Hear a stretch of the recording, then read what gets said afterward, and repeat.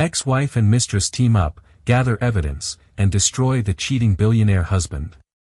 Prepare to witness a tale of glamour, deceit, and unexpected solidarity that will make your heart race and your jaw drop.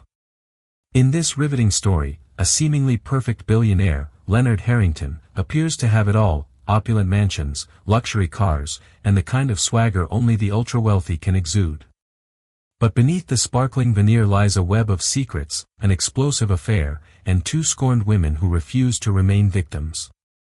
Strap yourself in as his wife and mistress unite, determined to unmask the lies, gather damning evidence, and orchestrate his ultimate downfall.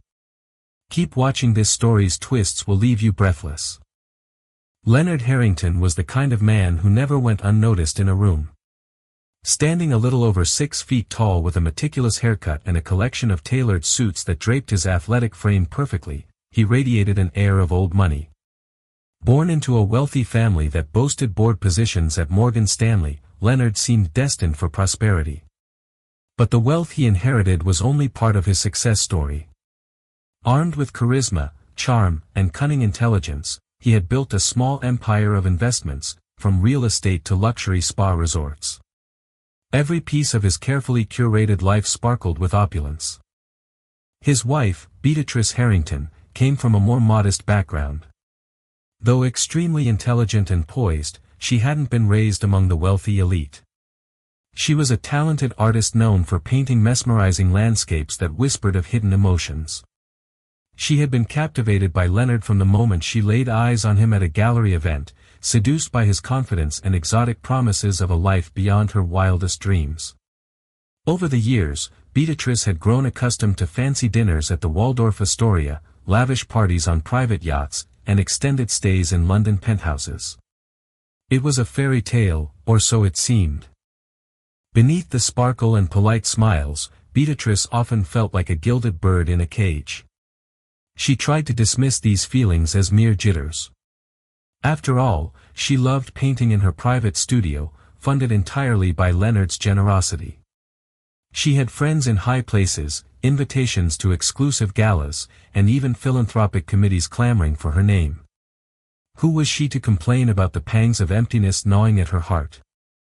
Unbeknownst to Beatrice, Leonard was nursing a secret. He had a mistress named Dahlia Pierce, a marketing executive who possessed the kind of wit and ambition that most men found irresistible. Dahlia had grown tired of fleeting encounters and increasingly hazy promises that Leonard would figure out the right time to reveal their affair. She came from a middle-class family, had clawed her way into her position, and believed fervently in self-reliance. Part of Dahlia knew this dalliance with a married man was a dangerous game, ethically precarious and emotionally volatile. Yet, she couldn't disentangle herself from the intoxicating rush of Leonard's attentions. Night after night, Dahlia found herself in 5-star suites or chauffeur-driven rides that Leonard arranged, each dripping with stolen moments of passion. He had promised her the world, whispering sweet nothings about leaving his wife eventually and building a different life together. The hush money was good, the gifts were better, and the fleeting hopes of a future with him felt like a shot of adrenaline directly to her heart. She told herself she was in control until she realized just how heavily the guilt weighed on her. And in that guilt, the seeds of discontent began to sprout. Fate often has a peculiar way of bringing people together. The unholy alliance that would form between Beatrice and Dahlia started with an unexpected encounter in the corridor of one of Leonard's luxury hotels.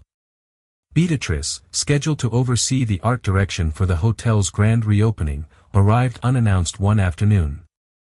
Dahlia, meeting with the head of marketing for that same project, stepped out of her meeting just as Beatrice was stepping in.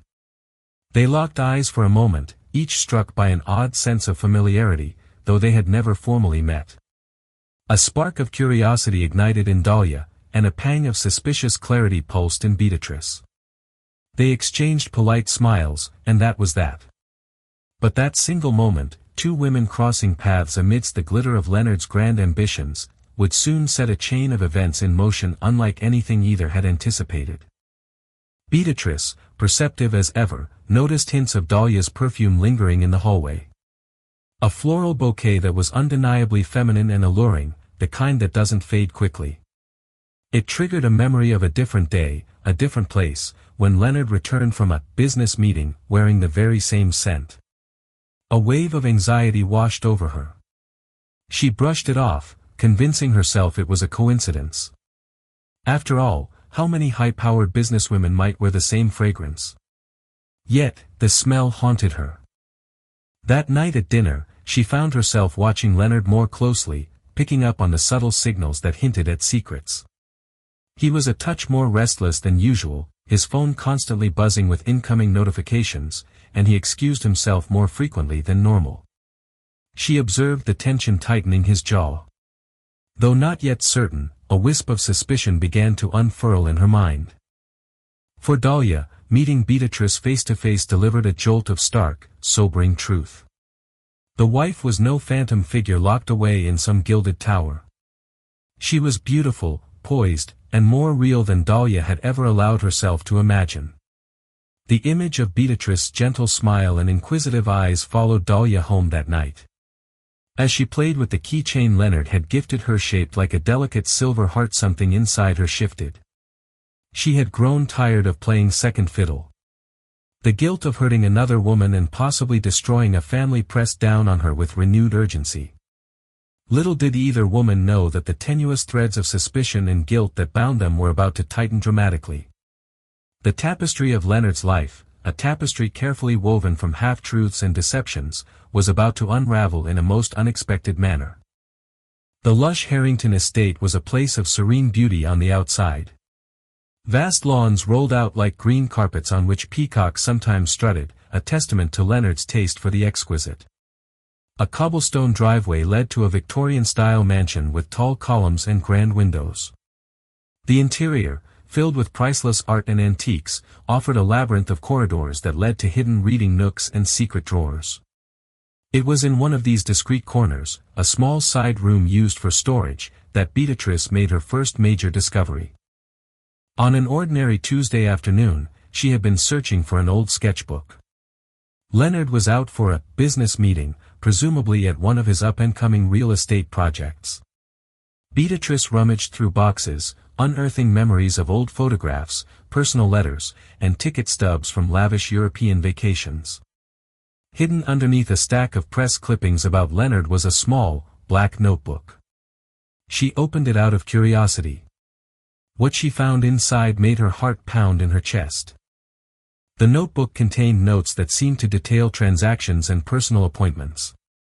Several entries mentioned Dahlia's name. At first, the scribbles appeared coded, time slots, strange abbreviations, references to lunch or dinner at discreet restaurants. The repetition of Dahlia's name, combined with booking confirmations for upscale hotels, left no room for confusion. Leonard had taken scrupulous care to record his clandestine trysts, or at least some details of them. Beatrice felt her stomach lurch. A coldness swept over her body as the shocking reality settled in: Leonard was having an affair. She fought back tears, resisting the urge to scream and tear the place apart. For a fleeting moment, she thought she might burn the notebook, pretend she had never seen it. The idea of confronting Leonard seemed terrifying. Yet, the seeds of righteous fury had already taken root. She remembered the fleeting glance with Dahlia in the hotel corridor, the lingering perfume, the subtle tension in Leonard's demeanor. Piece by piece, the puzzle was falling into place, and with each piece, her heartbreak found a new companion: anger. Meanwhile, Dahlia was increasingly unsettled by Leonard's shifting attitudes. Though she had never felt truly secure in their relationship, she noticed he was growing more possessive while also distancing himself at the strangest times. One moment he showered her with affection, exquisite jewelry, spontaneous getaways, hush-hush dinners, and the next, he acted cold and dismissive. Dahlia suspected something more than just the usual guilt weighed on him. She also noticed that whenever she tried to discuss their future, his eyes grew distant. The excuses piled up: have to handle some urgent family business, or the time isn't right just yet. More and more, she caught glimpses of the manipulator beneath the polished exterior. Then came the day she saw him with another woman at a restaurant near her workplace. A different woman, neither Beatrice nor Dahlia. Confused, Dahlia hurried away before Leonard spotted her, but the sight tore at her. He had his arms around this stranger, whispering intimately in her ear. Was Leonard cheating on Dahlia as well? The notion sounded absurd at first, but given he was already cheating on Beatrick with Dahlia, it wasn't impossible. How far did his deception go? Haunted by the possibility, Dahlia contemplated confronting him. But she worried he would turn the tables, maybe even threaten to cut her off financially or ruin her reputation at the marketing firm. He had that kind of power. Restlessness consumed her nights. She would stare at the digital clock in her bedroom while the city lights flickered beyond her curtains, pondering how she'd allowed herself to spiral into such a predicament. An opportunity for truth arrived in the form of a mutual acquaintance. Victoria Rains was a socialite known for her charity events, a woman who seemed to know everyone's secrets. Leonard had once called her the ultimate connector. Dahlia, feeling desperate for answers, confided in Victoria, who in turn offered cryptic tidbits about Leonard's colorful history of affairs, hush money, and cover-ups. He's done this before, Victoria hinted over cappuccinos at a downtown cafe. I can't prove it, but watch your back. He has a particular skill for twisting people's loyalty to protect himself. Disturbed by what she heard, Dahlia felt an undercurrent of betrayal flooding her senses. Her moral dilemma turned suffocating. She despised being the other woman, but she now realized she might be just another pawn in Leonard's grand game. She wanted out, preferably without her world crashing down. But how? As fate would have it, the perfect storm began to brew when Beatrice called Dahlia directly one evening. Until that moment, they had never properly spoken outside that brief hallway glance. The phone call startled Dahlia, who hesitated before answering. Beatrice's voice was steady, subdued, yet carrying an unmistakable intensity. Dahlia, she said, I want to talk to you about Leonard. You and I both know what's going on. There was no accusation in her tone, just a calm determination. Dahlia's heart pounded. She expected rage, screaming, maybe even threats. But Beatrice was different, collected, direct, almost eerily calm. The emotional charge of the moment hung in the silence that followed. Dahlia swallowed hard. How did you get my number? Dahlia asked, her voice trembling. That doesn't matter, Beatrice replied. I'm not calling you to fight. I want the truth, and I suspect you do, too. They agreed to meet at a discreet cafe in a quieter part of town. And so two women, both bound by heartbreak, betrayal, and a desire for answers, prepared to step into uncharted territory. Neither knew if they could trust the other. But something told them they had no choice. In that moment, Leonard was entirely unaware of the seismic shift about to occur in his carefully orchestrated life. While he indulged in illusions of control, his wife and his mistress were about to cross the line from rivals to unlikely allies.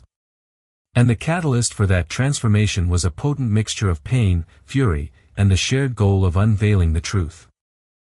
The dimly lit corner of the cafe provided just enough privacy for secret confessions. Beatrice arrived first, cloaked in a simple black coat, her hair pulled back in a neat chignon. She'd chosen a table by the window, where the glow of streetlights gave the illusion of safety against the darkness of the night outside. She felt a swirl of emotions: fear, anticipation, indignation, knowing she was moments away from confronting the woman who had been sleeping with her husband. When Dahlia walked in, Beatrice almost had to catch her breath. Dahlia was more stunning up close than Beatrice had expected, exuding an air of confident elegance in her tailored blazer and pencil skirt. She approached the table with uncertain steps, her eyes darting around to gauge any potential threat. Beatrice, Dahlia said, her voice soft but resonant. Thank you for coming, Beatrice replied, gesturing for her to sit. They ordered drinks.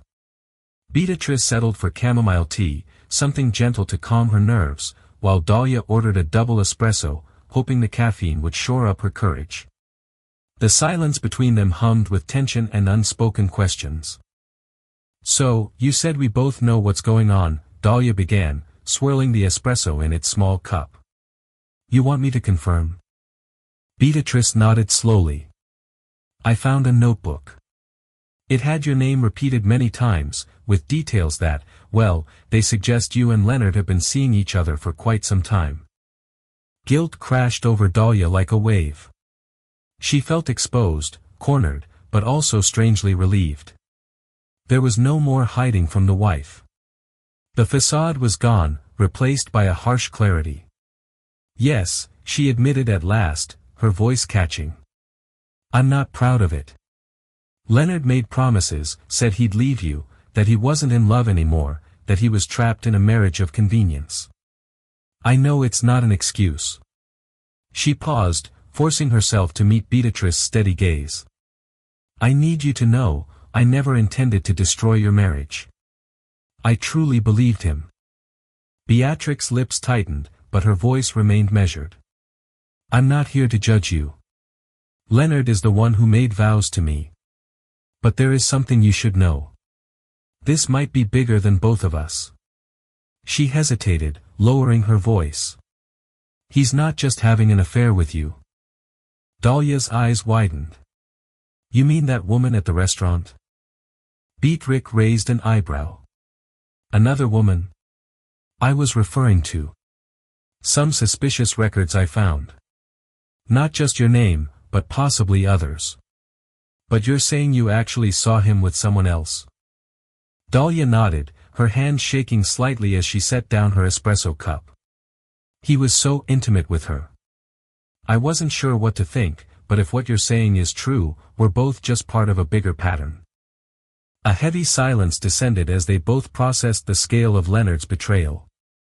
For Beatrice, it was more than heartbreak, it felt like an insult to the life she'd built, the trust she'd offered. For Dahlia, it was a savage blow to her pride and sense of self-worth. What do you plan to do? Dahlia asked, finally breaking the silence. Beatrice inhaled deeply. She thought of her wedding day, how Leonard had whisked her off to Venice on a private jet for their honeymoon, how he had knelt in St. Mark's Square to proclaim eternal devotion. Now those memories tasted bitter. I want evidence. Legal, irrefutable proof that can protect me and expose him for the liar he is. Possibly. To divorce him in a way that ensures he can't slip away unscathed. Dahlia felt a surprising surge of empathy for Beatrice's resolve. She reached out tentatively, placing her hand over Beatrix. I can help. I know some of his secrets, how he arranges meetings, where he hides his personal documents. But let's be clear, this won't be easy. He's careful, powerful, and manipulative.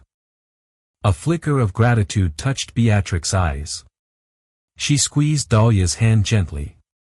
We can do this if we work together. But we have to be smart. Step by step. Dahlia nodded. She recalled what Victoria Rains had said about Leonard's ability to twist loyalty. They would have to be methodical, gather real proof, and anticipate his countermoves. More than anything, Dahlia wanted closure and a chance to restore her dignity, even if it meant helping the wife. I'm in, she said, her voice firm. What's our first move? They talked for what felt like hours, mapping out a preliminary plan. Dahlia would share the contact details of the private suite Leonard frequently reserved, along with login credentials to certain booking apps he had asked her to use for them. Beatrice would speak with her family lawyer, discreetly ensuring that any evidence they gathered could be used in court should it come to that. As they finally parted ways, there was a sense of unexpected camaraderie. They were two women scorned, forging an alliance born of betrayal and heartbreak. Each carried the weight of her own regrets, yet somehow, in that quiet corner of the cafe, they found the smallest glimmer of hope that real justice could be served. Outside, the night air felt crisper. Dahlia pulled her coat closer around her shoulders. Beatrice offered a small, wry smile. I never thought I'd be saying this, but thank you for your honesty. Dahlia nodded, swallowing the lump in her throat. We're in this together. For better or worse. The irony of that phrase did not escape them. For better or worse was something Leonard had promised Beatrice in front of all their friends and family. And now, ironically, it was a vow binding his wife and mistress to each other. Their separate cars departed from the lonely street, leaving behind the faint glow of the cafe's window. Neither woman fully understood the magnitude of the battle they were about to wage, but both felt an unspoken truth: they were done being victims in Leonard Harrington's twisted game. From here on out, they would be the architects of his downfall. In the days that followed their clandestine meeting, Beatrice and Dahlia embarked on a delicate dance of information gathering. They communicated through burner phones, disposable devices procured by Dahlia, who insisted they leave no digital trace that could be tied back to either of them. Trust was still precarious. Though they had joined forces, each woman carried her own apprehensions about fully letting the other in. The more they uncovered about Leonard, the more labyrinthine his life appeared. He had perfected the art of compartmentalizing his relationships. In emails and text messages, he used code words for rendezvous and business dealings alike, blurring the lines so thoroughly that any casual observer might never suspect foul play. However, Dahlia's intimate knowledge of these codes, combined with the leads in Leonard's black notebook, gave them a roadmap of leads to follow. Beatrix's first move was to consult a divorce attorney, a discreet professional named Martina Thorne. Rumored to have handled high-profile cases involving top executives and celebrities, Martina had a reputation for protecting her clients' interests with ferocity. During their initial meeting, Beatrice laid out some of the suspicious financial documents she had found, cryptic mentions of offshore accounts and funneling money to unregistered companies. Martina's eyes glinted with keen interest as she flipped through the pages. "This is more than infidelity," Martina said, her tone measured. "If these documents are real, your husband could be facing serious legal trouble. Alimony and settlement negotiations might just be the tip of the iceberg." Beatrix's heart pounded as she recognized the magnitude of her revelations. She had only expected to prove Leonard's extramarital affair, but it seemed she might have stumbled upon evidence of potential financial crimes. Martina advised her to stay calm, continue collecting evidence, and avoid tipping Leonard off prematurely. This conversation left Beatrice both empowered and terrified. She wasn't just contending with a cheating spouse, she might be grappling with a man whose secrets could shake the foundations of his entire empire. Meanwhile, Dahlia leveraged her inside knowledge of Leonard's world. She reached out to certain associates, people in Leonard's orbit who owed her favors or appreciated her professionalism enough to trust her with subtle bits of information. Over coffee breaks and casual after-work drinks, she gleaned small but critical pieces of intel: rumored shell companies linked to Leonard's name, hush money paid to a former employee, and mounting speculation that he was being investigated by a financial watchdog group. Yet, Dahlia's advantage came with risk. If Leonard discovered her inquiries, he might retaliate by blacklisting her within the industry or worse. With each question she asked, she walked a perilous tightrope, trying not to draw unwanted attention. She often felt a pang of anxiety gnawing at her chest, wondering if she had gone too far down a path from which there was no return. Late one evening, Beatrice and Dahlia convened via a secure call on their burner phones. They swapped updates. Dahlia rattled off the rumors she'd confirmed, while Beatrice disclosed her meeting with Martina. As they pieced their information together like a jigsaw puzzle, the full picture began to emerge. Leonard Harrington wasn't just cheating on his wife, he was playing a high-stakes game with fraudulent shell companies, misappropriated funds, and hush money to keep it all under wraps. For all we know, there could be more women, more payoffs, Beatrice speculated, a mixture of sorrow and anger coloring her voice. It's like he's built this entire web of lies to inflate his reputation and keep everyone around him controlled. Dahlia was silent for a moment, the gravity of the situation pressing down on her. "I had no idea I was dealing with someone who might be a criminal, not just a cheater," she confessed. "We have to be sure we use this information correctly. If we just confront him head-on, he'll deny everything and could threaten both of us." "That's why we need more evidence," Beatrice replied resolutely. "Martina said it needs to be airtight.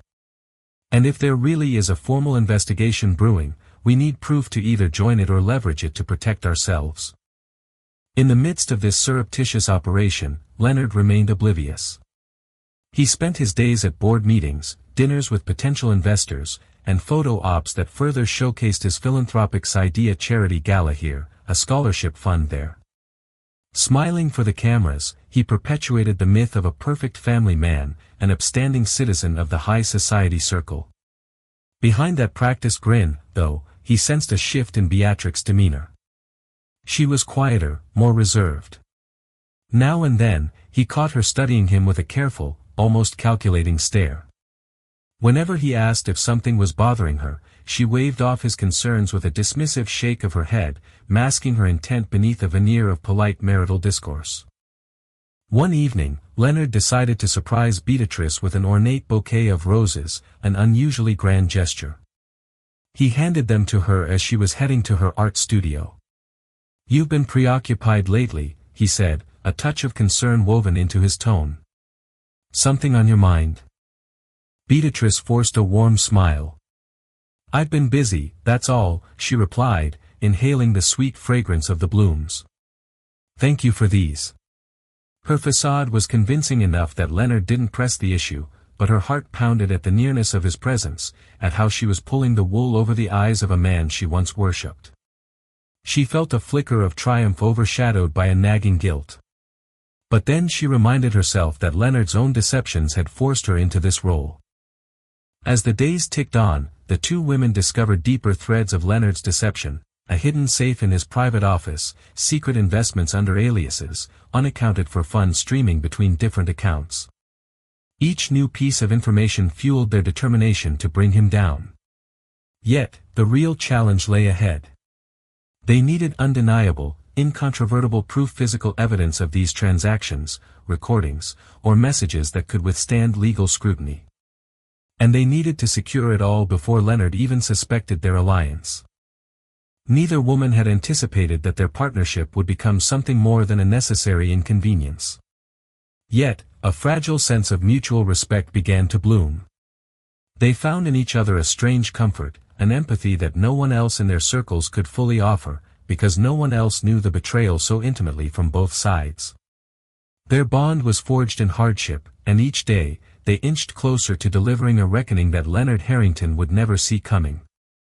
The catalyst for the next phase of their plan arrived unexpectedly when Dahlia received a tip from one of her closest colleagues. He mentioned, almost in passing, that Leonard was planning a business retreat with potential investors at a remote luxury chalet. The property, dubbed Snow Peak Haven, was rumored to be owned by one of Leonard's shell companies. Dahlia sensed this retreat would be more than just a business meeting. In Leonard's world, it might serve as a clandestine hub for forging deals beyond the scrutiny of corporate boards. When Dahlia relayed this tip to Beatrice, the possibilities practically crackled through the phone line. They reasoned that if Leonard used the chalet for off-the-record transactions, it might hold a treasure trove of incriminating documents and digital footprints. This was exactly the type of place they needed to infiltrate. The risk was enormous, but so was the potential reward. "Are you up for it?" Dahlia asked cautiously. Beatrix's voice held a steely determination. "If it means nailing him to the wall." "Absolutely." They devised a bold strategy. Dahlia would find a pretext to join Leonard at the retreat as his assistant, feigning that her marketing expertise could impress the investors. Meanwhile, Beatrice would discreetly drive up after they'd arrived, using Dahlia's intel to slip into the chalet undetected. A labyrinth of challenges stood in their way: security staff, potential cameras, and the very real possibility of Leonard catching them. But the prospect of discovering critical evidence was too tempting to ignore. In the days leading up to the retreat, Dahlia feigned enthusiasm when Leonard mentioned he'd be traveling for a few days of business. She carefully planted seeds, emphasizing how her marketing insights could add value, how prospective investors might be swayed by a polished presentation. Leonard, eager to secure the deals, acquiesced, inviting her along. Beatrice, on her end, prepared a separate cover story for her own absence, telling Leonard she'd be visiting an old friend in the countryside for an art retreat. When the appointed day arrived, Dahlia boarded Leonard's private jet with a forced smile. The other attendees, two potential investors named Gilbert and Stone, plus a personal assistant to one of the investors, made polite conversation en route. Leonard relished his role as gracious host, topping off wine glasses and boasting about his long-term vision for a diversified portfolio. Dahlia played the supportive partner, taking mental notes of every subtlety, from the investors' demands to the hush-hush references to certain questionable projects. Snow Peak Haven was nestled among towering pine trees and rolling, snow-capped hills. Its rustic facade belied the state-of-the-art amenities within. As they arrived, Dahlia's heart thumped. She was about to step onto the stage of their most daring act yet. Leonard gave Dahlia a quick tour, highlighting amenities like a private hot tub deck, a high-end kitchen, and an expansive study adorned with antique books. "I'll need you to help prepare the conference materials," he said, gesturing to the study. "We'll meet the investors there tomorrow morning. Tonight, let's just unwind." Meanwhile, far down the winding roads, Beatrice drove a rented SUV with tinted windows. Snow flurries danced across her windshield as she navigated hairpin turns leading up the mountain. She wore simple dark clothing, nothing that stood out. Adrenaline mingled with dread in her bloodstream. This was the moment she'd step into the lion's den, risking everything for the evidence that could finally free her from Leonard's manipulative grasp. Arriving under the cloak of dusk, Beatrice parked the SUV behind a cluster of pines, away from prying eyes. Using a small flashlight, she scanned the perimeter of the chalet, her breath condensing in the crisp air. Dahlia had texted her a rough sketch of the layout, including a back entrance that was rarely used. It led to a storage area and a set of stairs connecting to the main hallway. If all went as planned, Beatrice could slip in unnoticed while Dahlia kept Leonard occupied. Back inside the chalet, Dahlia approached Leonard, who was sipping an aged scotch by a stone fireplace. She feigned a headache, claiming she needed a moment to rest before dinner. "I'll be fresh by tomorrow," she assured him. "Might just lie down for a bit." Leonard, half absorbed in reviewing some papers, waved her off. "Sure, do what you need. We can join the others for a late dinner." Moments later, Dahlia quietly unlocked the back door, her heart hammering in her chest. Then she made her way to her suite, waiting for the signal that Beatrice had arrived. Her phone vibrated softly, a single text from Beatrice. "Here."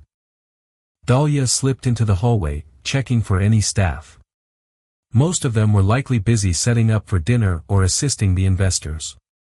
She found Beatrice crouched by a shadowy corner near the stairs. Their eyes met, each filled with urgency and resolve. "This way," Dahlia whispered. "He's in the living room, drinking." They navigated the corridor, careful to muffle their footsteps on the wooden floor.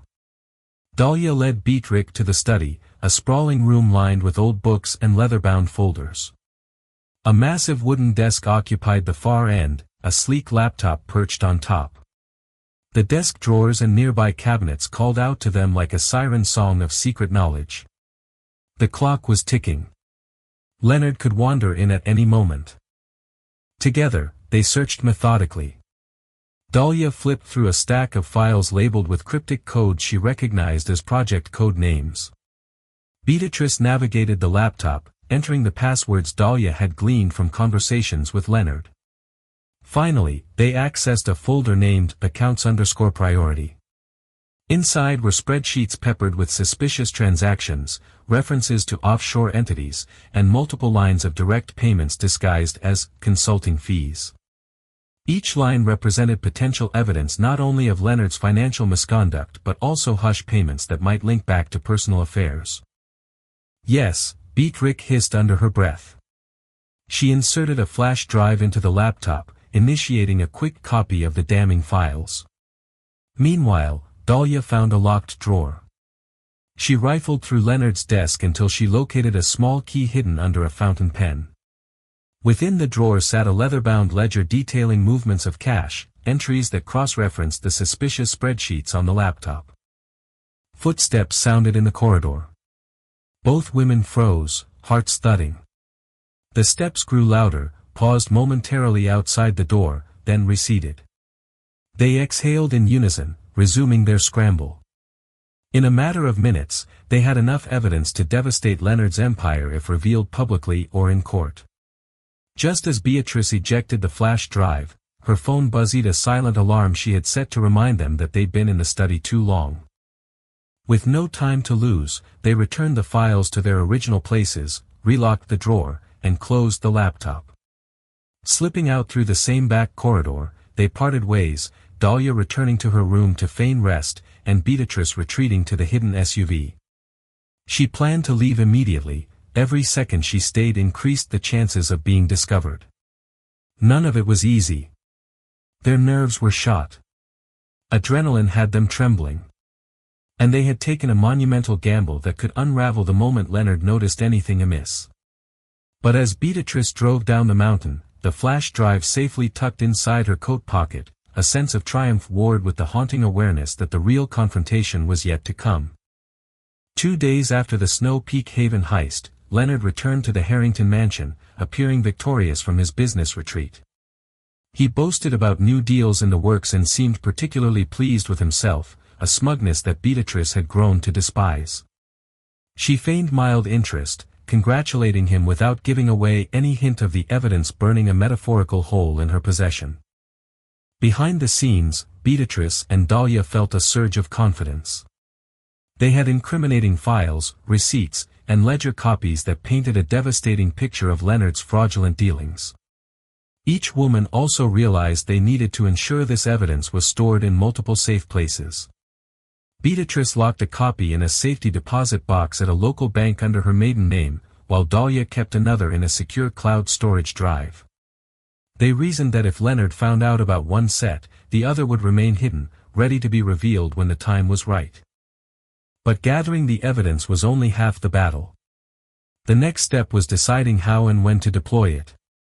Their priority was to protect themselves from Leonard's inevitable wrath.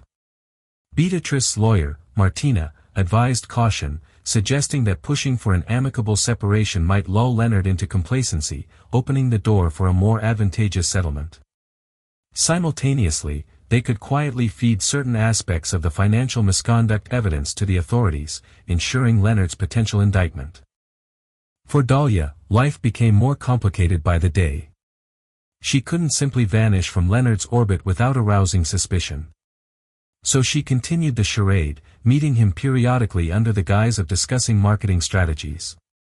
Each time he showered her with empty flattery, she forced herself to remember that justice was on its way.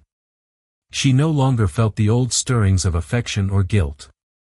Instead, she saw him for what he truly was, a narcissistic manipulator who needed to be exposed.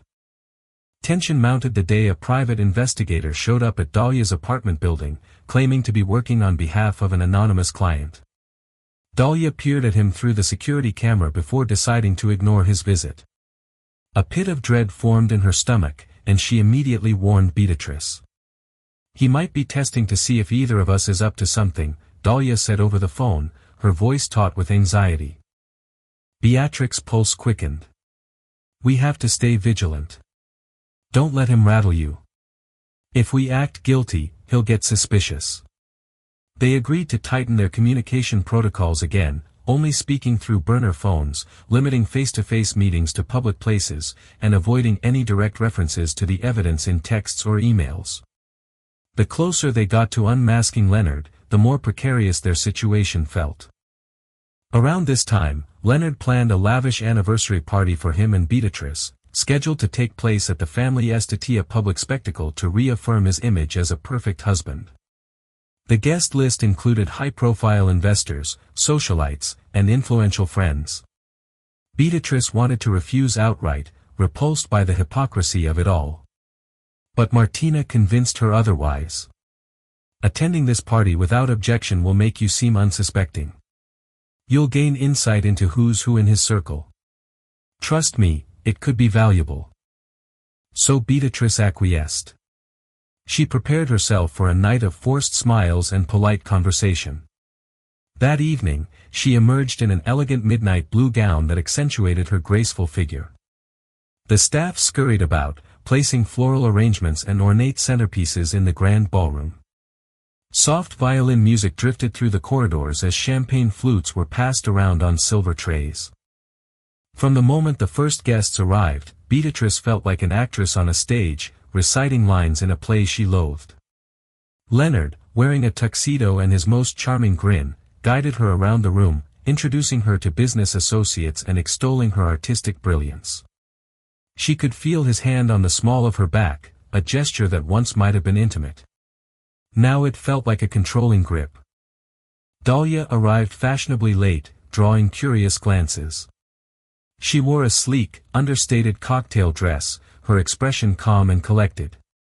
She knew exactly what she was doing, placing herself in Leonard's line of sight, making sure he believed she still craved his attention. Under the ambient glow of chandeliers, Dahlia caught Beatrix's eye. They exchanged the subtlest of nods, a silent affirmation, "We're in this together." As the night wore on, the party's atmosphere felt increasingly surreal.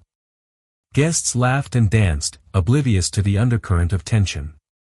Leonard engaged in hushed conversations with potential investors in a corner of the ballroom. Meanwhile, Dahlia flitted between social circles, gleaning scraps of gossip. Beatrice, too, eavesdropped on pointed comments about Leonard's rumored expansions and silent partners. Every now and then, she overheard a sideways glance or a whispered remark, an undercurrent of suspicion that Leonard's empire might not be as spotless as it seemed. For Beatrice, the highlighter low point came when Leonard took the microphone to toast their anniversary. He waxed poetic about how they'd grown together over the years, how she'd supported his dreams, and how he was the luckiest man alive. The applause felt like knives pricking her skin. She could practically hear the unspoken subtext: the audience believed in this charade, had come to witness the golden couple celebrate another year of wedded bliss. Yet, in the hushed corners of the room, Beatrix caught glimpses of snide smiles and half-raised eyebrows. She recognized jealousy, envy, or perhaps hidden knowledge swirling behind polished veneers. Maybe some in that crowd knew about the rumor mill that trailed Leonard. Perhaps others were too enamored by wealth to care. But she knew that soon, very soon, they would all learn the truth. When the clock struck midnight, staff began to clear empty champagne glasses, and the jubilant music started to wind down. Leonard appeared fatigued but satisfied, pulling Beatrice in for a staged embrace. With cameras flashing, Beatrice forced a dazzling smile, all the while thinking, "Just wait. Your illusions will crumble, and you won't see it coming." Exhausted, she retreated to their bedroom once the final guests left. As Leonard said his good nights to the staff, Beatrice peeled off her party persona like a suffocating mask. She stood by the window, gazing at the moonlit lawn, her thoughts racing with anticipation and fear. Dahlia had texted her earlier in the evening some new information gleaned from overheard investor talk, but Beatrice was too drained to process it now. Tomorrow, she told herself. We tighten the noose a little more. And indeed, the tides were turning. The evidence was amassed, the alliances made. Leonard had spent years weaving his web of lies. Now, his wife and mistress were poised to rip it apart, strand by strand. Soon, his carefully constructed empire of deceit would face its greatest challenge yet, and no amount of money or charm would be enough to keep it from crumbling. Beatrix woke the next morning feeling the weight of the world pressing down on her. The anniversary party had been a facade too excruciating to bear any longer. She recalled the hush of the crowd as Leonard poured his false adoration into a microphone. Even now, the memory made her stomach churn. From her art studio's window, she watched the sun pierce through the haze of early morning clouds. This sanctuary was the last place in the mansion that truly felt her sketches, unfinished paintings, and easels cluttered the space, each representing a dream or emotion she could never fully articulate elsewhere. But she had no time for artistry this morning. Her mind was fixated on the next step in dismantling Leonard's illusions. She dialed Dahlia's burner phone. "It's time we move forward," Beatrice said the moment Dahlia picked up. "I agree," Dahlia replied, her voice steady. "I found out some new angles on those so-called partners. Seems they're not as innocent as they appear." They arranged to meet at a small lake house owned by a friend of Beatrix's family, quiet, secluded, and far from Leonard's usual haunts. It was the perfect spot to strategize their next move. Dahlia arrived first, driving a nondescript sedan. She wore casual jeans and a jacket, her face devoid of the professional polish she maintained around Leonard. The air crackled with an almost electric tension when Beatrice joined her in the living room, where a faint smell of cedar wafted from the logs stacked by the fireplace. They spent hours reviewing the data on a laptop Dahlia had brought. The hush money entries, cross-referenced with ledger lines, outlined a complex but traceable web of offshore accounts. Transactions linking Leonard to shell corporations dotted the spreadsheets like landmines. Additionally, Dahlia relayed overheard conversations from the anniversary party, confirming that at least one investor, Jonathan Stone, seemed wary of Leonard's legal exposure. Stone had discreetly questioned Dahlia about whether Leonard's background was fully vetted. Beatrice tapped her foot anxiously. If one of his investors is already suspicious, it means Leonard's empire could collapse faster than we think. But we still need to be strategic about revealing this. Dahlia tilted her head, considering the ramifications. We can't just let him quietly fade away. He'll spin the narrative, pay people off. We need a knockout blow. At that moment, Beatrix's phone rang. It was Martina, her lawyer. Beatrice answered, stepping onto the lake house porch for better reception. Martina's tone was brisk yet excited. I've received word that a federal investigation is ramping up on some of the financial dealings linked to Leonard. This might be our window to share what we have, if we do it properly. You could secure immunity from any fallout and a strong legal standing in your divorce. Beatrice felt a rush of relief mingle with dread. Once the authorities got involved, there would be no turning back. The meltdown would be public, brutal, and irreversible. Still, she wanted Leonard to face consequences not just for financial misdeeds, but also for his cruelty, manipulation, and personal betrayals. I'll bring the evidence, she told Martina. We'll do this by the book. After the call, she relayed the news to Dahlia. A tension-laced excitement coursed through both women. For Dahlia, it was a final chance to extricate herself from Leonard's shadowy world and salvage her career and reputation. For Beatrice, it was a necessary step to reclaim her life and the marriage and ensure Leonard's downfall was as complete as his lies had been.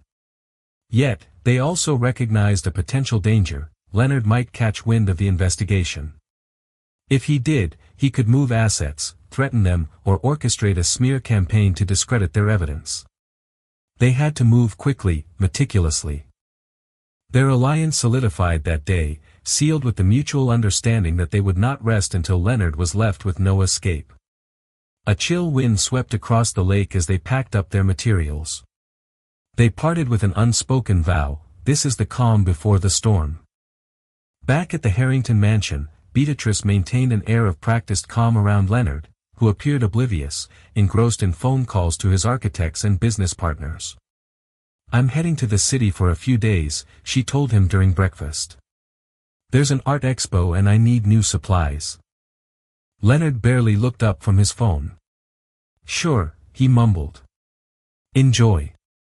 She could almost feel the tension in her chest unclench at his dismissive response. The distance gave her the freedom to finalize plans with Martina and Dahlia. Over the next few days, she delivered copies of the evidence to Martina's office, ensuring that the date stamps and spreadsheets were thoroughly reviewed. The lawyer's eyes widened at the scope of Leonard's wrongdoing. This is enough to bury him, Martina observed in a hushed tone. He could be facing multiple charges if the feds take it on.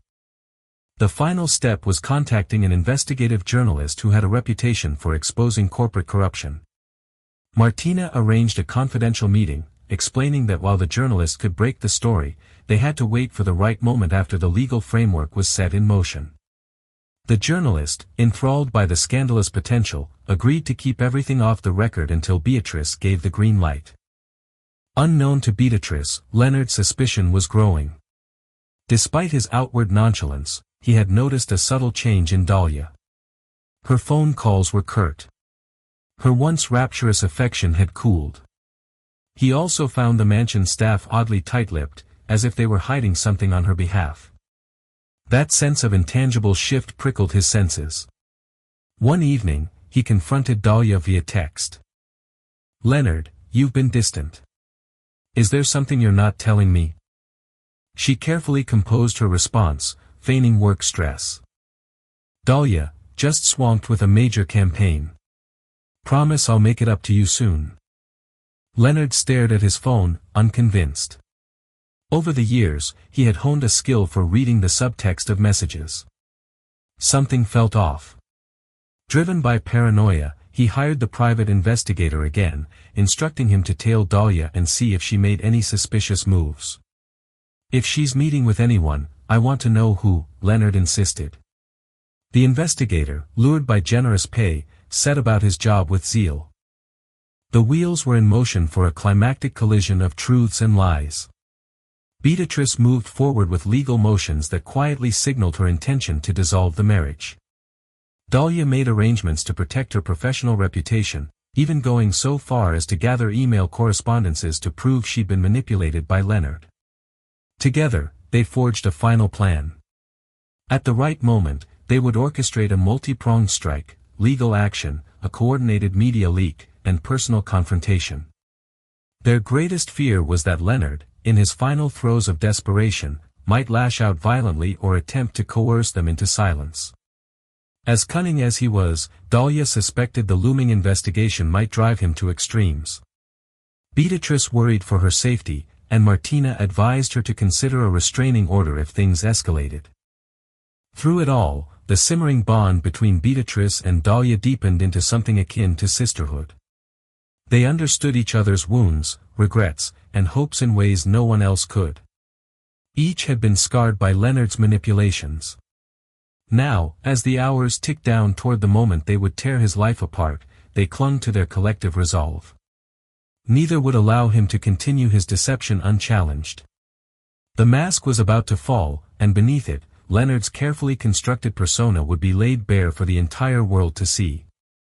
The night of reckoning arrived with a cold wind that rattled the windows of the Harrington estate. The tension was palpable in every corridor, every silent footstep echoing with unspoken resolve. Beatrice had requested that Leonard be home by 7 p.m. for an important announcement. She knew he couldn't resist an air of mystery, even if it came from his wife. Meanwhile, Dahlia, who was being tailed by Leonard's investigator, managed to slip away in a rented car to approach the estate's back entrance without detection.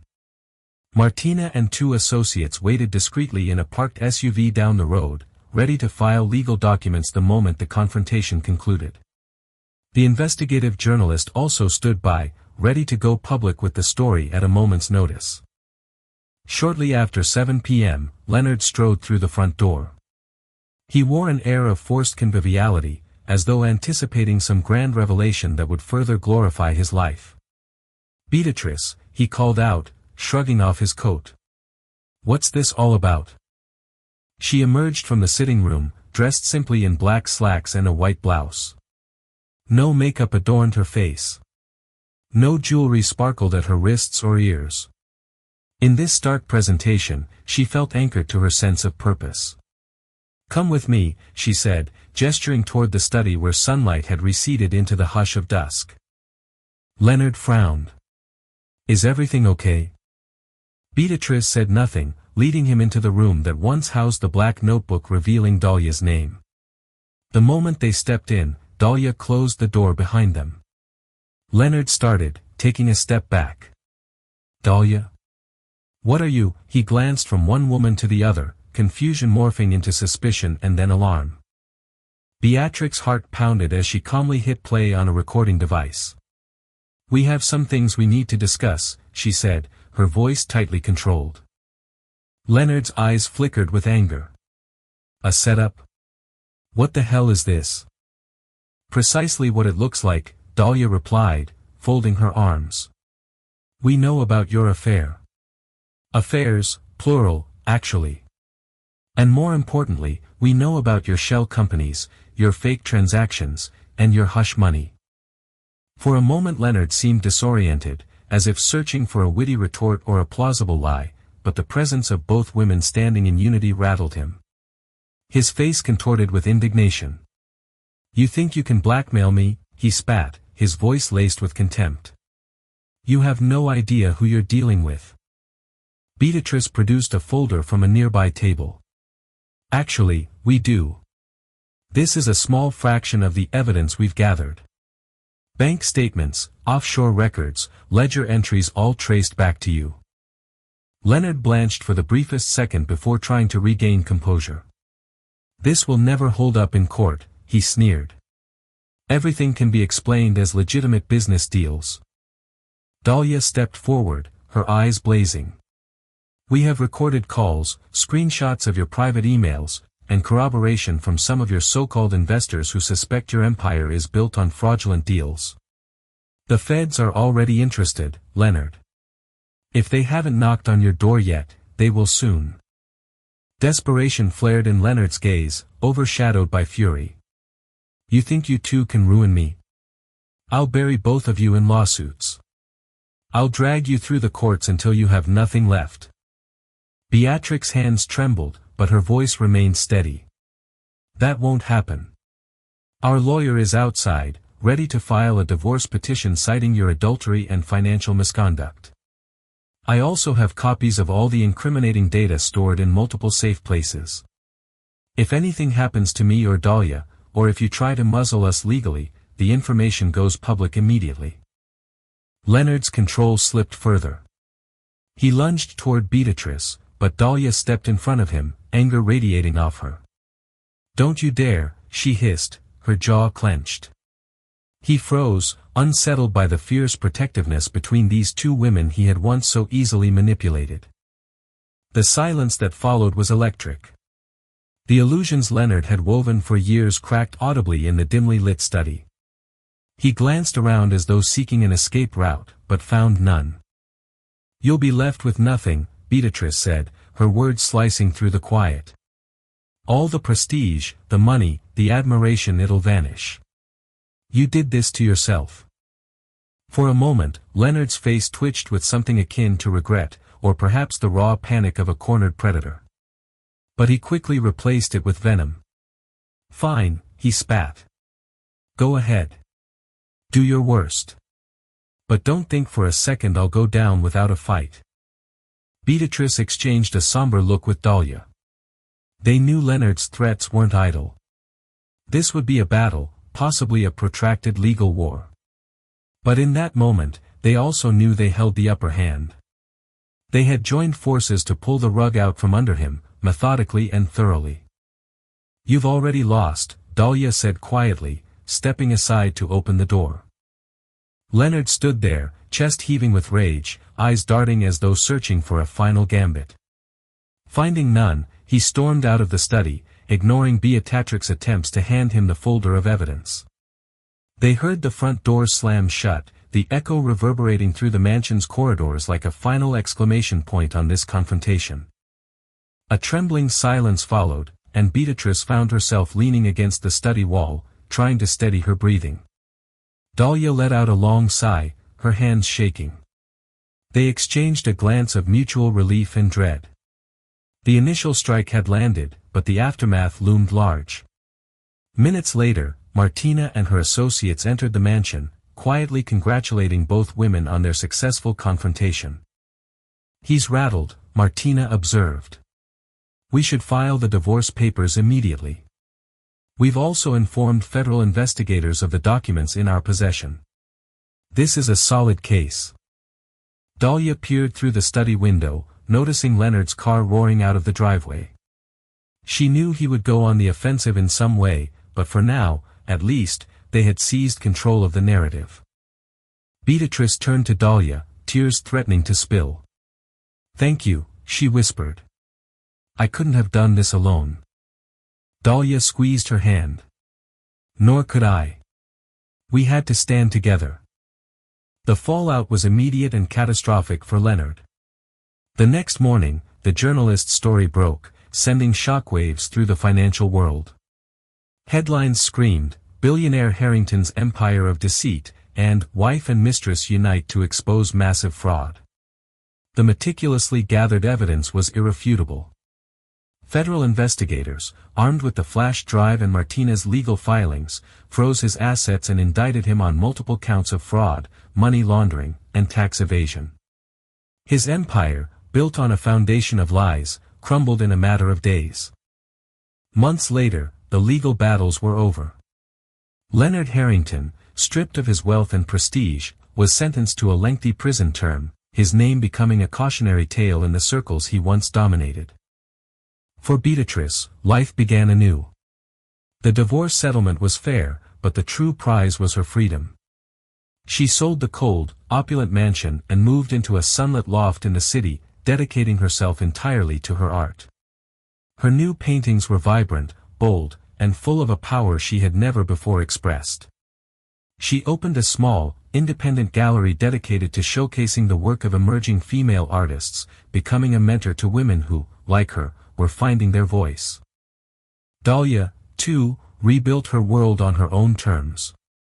She left her corporate job and, with the respect she had earned for her courage, started her own marketing consultancy firm built on a foundation of ethics and transparency. She became a sought-after speaker on corporate integrity and female empowerment, her story a testament to the fact that it's never too late to right a wrong. A year after that fateful night, Beatrice and Dahlia met for coffee. They sat not in a dim, secretive cafe, but at a bright, bustling bistro, the sunlight warming their faces. The tension that once defined their relationship had been replaced by the easy comfort of a deep and unlikely friendship. They laughed, not at the pain they had endured, but at the sheer, beautiful absurdity of how their lives had intertwined and changed for the better. They were no longer defined by Leonard's betrayal, but by their own strength and the powerful bond they had forged in the fire. They had not just survived, they had triumphed. Thank you for joining us on this incredible journey of betrayal, unity, and ultimate vindication. Beatrice and Dahlia's story is a powerful testament to the strength that can be found in solidarity and the justice that can be won when people refuse to be victims. By reclaiming their narratives and standing side by side, these two women not only found their freedom but also reminded us that no matter how tangled the web of deceit, truth has the power to unravel it all. If this story of justice and resilience resonated with you, please take a moment to hit that like button and share it with friends who appreciate a tale of strength, cunning, and ultimate triumph. And for more gripping stories that explore the depths of human emotion and the power of the human spirit, be sure to subscribe to this channel and turn on notifications. Your support helps us bring more compelling narratives to you. Until next time, remember the strength you hold, and never be afraid to write your own ending.